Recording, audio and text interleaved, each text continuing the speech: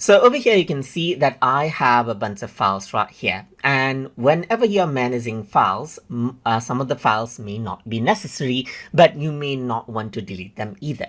In that case, you can go ahead and mark them out as reject.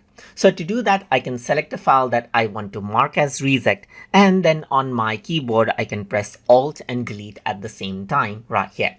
Once you do that, it's not deleted and it's rejected, as you can see. It's just marked as reject, meaning the file is not deleted. It's still in the folder, but it is marked as reject. Let's say, for example, I got this multiple file right here. I can press Alt and Delete at the same time to reject them out.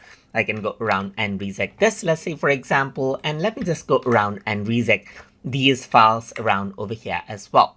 So once I do that, you can see that the reject is around over here. I can go ahead and hide the rejected files by going around onto view, and here you can see that show reject files is enabled.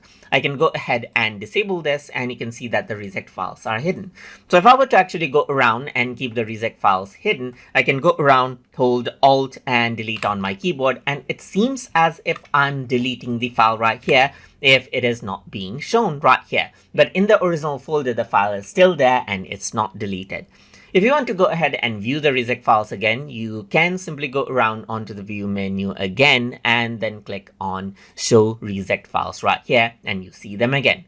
Let's say you change your mind and you want to unreject some of these, then what you can simply do is select these files right here, and on your keyboard you can press Ctrl and 0 at the same time and they become unrejected once more right here. So if I were to go around and then disable the show reject file right here, then you can still see the photos right here just like that.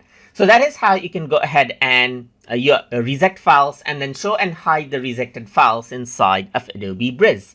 So hope you guys learned something as always. And as always, please like, comment, share, and subscribe.